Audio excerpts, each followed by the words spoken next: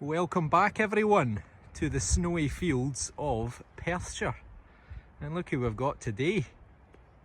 No Marty, no Pete, no Fletch. I've replaced them with cows of the baby variety and a lovely wee Highland in the middle. And I'm out with a newbie, a new metal detectorist. Mr. Albert has brought me on a permission that he's got, which is in Perthshire. And it's the site of a castle. So I'm on the site of a castle. So we're going to have a bit of a wander around with the cows on this sort of parkland pasture with these big mature trees. There's a lot of history way back to the 16th century. And there's actually, I've had a look online, there's a few Bronze Age burials and a few Iron Age burials in the area as well. So who knows, maybe we'll turn up a little Bronze Age axe head. But look at that. Isn't that much better to look at than Fletch? Only kidding, Fletch. Right, let's see what we get. And I forgot to say, I'm on the XP Goldmax V4 Power, and camera shy Albert is on the Garrett AT Pro International, which is the same machine that Fletch uses. So let's see if there's any goodies to be found. I've got my first diggable signal. Sounds too good to be true, to be honest, and you ever get the feeling that you're being watched. Look at that Highland cow, isn't it gorgeous? Right, let's see what we get. Well, the first find is out the hole. She's a beauty. She is a bottle top. We've got a, get the magic thumb on it. Oh, we've got Heinz, I think. So, I don't know, tomato ketchup maybe, who knows. But someone sat under their big mature tree with their cows to have a something. Oh well. Well, here is Albert's first find. At first I thought it was a battery, but it's not. It's actually a watch. It's the face of a wristwatch. You see the hand in the middle, or what's left of it. You got the winder at the side. And on the back, stainless steel. So it's not particularly old. Probably, I don't know, 50 years old or something. But hey, it's a find. Shame it's not a gold pocket watch. Another diggable signal right here.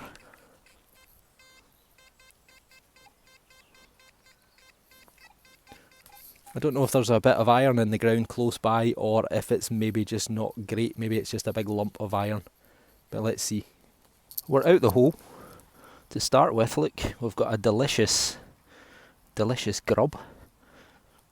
I'm not actually hungry, so I think I'll save that for later. But we are here somewhere. And we've got a great big lump of coke, of charcoal, which takes on not a magnetised, as I said the other day, but a mineralised, a metallic sort of gives off a response like a reasonable signal. But hey ho. Just had a bit of a light bulb, of all things. I think I maybe got another bit.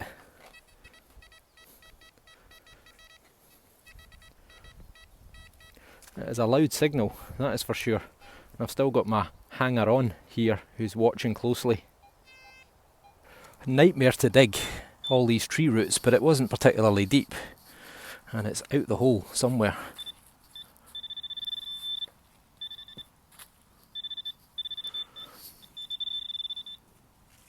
What the hell is it? Oh, there it is there. Ha! I think it's a coin. Got a coin, Albert. Got a coin. I got a coin. Right. Let's give her a clean up and see. Looks like a penny. Maybe Victoria or somebody. It is George V. So that's going to put it sometime between 1909 through to about 1936, something like that. We'll give it a clean up and see. And there we are. And Georgius V, by the grace of God, King of the Britons, Defender of the Faith and Emperor of India. And we can just make out a date on the back of 1921. and Britannia 1 penny. And as I'm sure you're all aware, he's the grandson of Queen Victoria and responsible for changing the name of the royal family from the House of Windsor, to the House of Windsor, from Saxe Gotha Coburg. And that was because of anti-German sentiment because of World War I. Well, good. Always great to get a coin under your belt, so let's see what else we can find. This one sounded like a ropey signal, but I dug it anyway, and I guessed it was going to be lead, and it is lead. I don't think there's anything to it. There are some interesting lines on it, but I think it's just a fragment of lead. Oh well. There's a lot of junk around the base of this tree, but we've got another decent digger.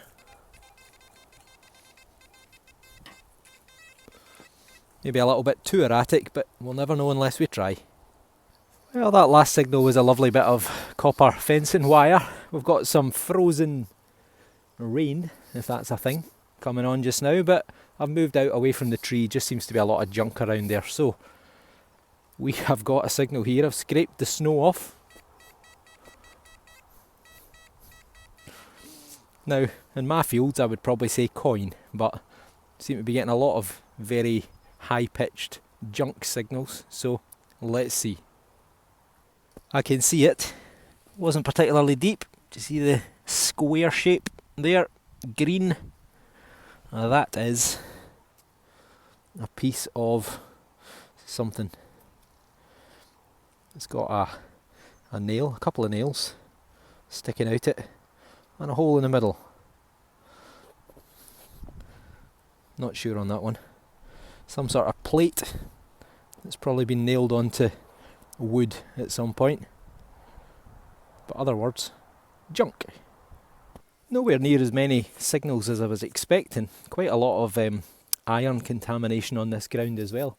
I had these great images of, because the castle, which I would love to show you because it looks absolutely stunning in this sort of parkland setting surrounded by snow and Highland cows, but I'm on a promise that we would keep it quiet where we are. However, got a signal here that's a digger. Wouldn't say it's brilliant. Well, it's not the big Georgian gold or silver coin I was hoping for. That looks to me like copper. It looks like it is a sort of threaded piece of a pipe, irrigation pipe or something like that. Damn it. X marks the spot.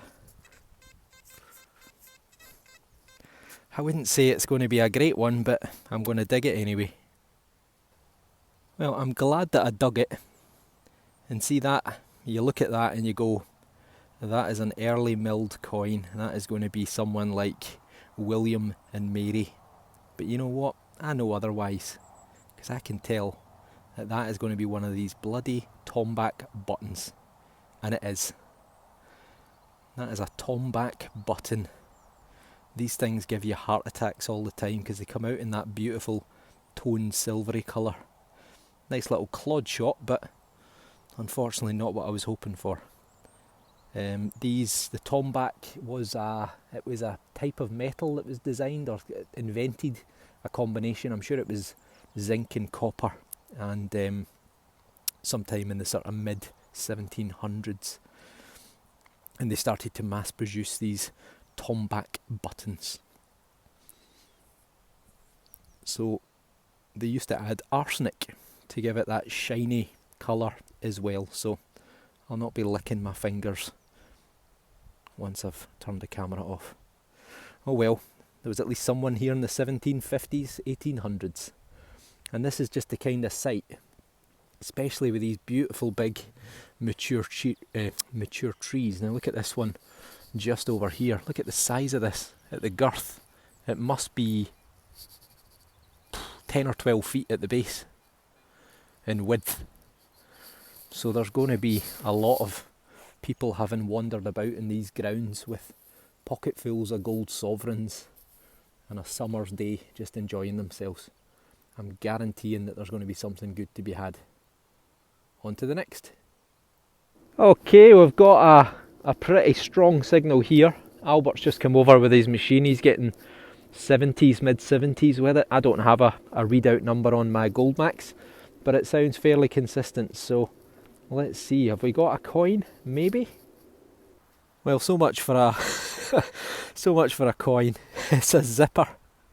We've got a zipper, but there's actually more than one signal, so there's something else in the clod somewhere. If I turned it on, that would help.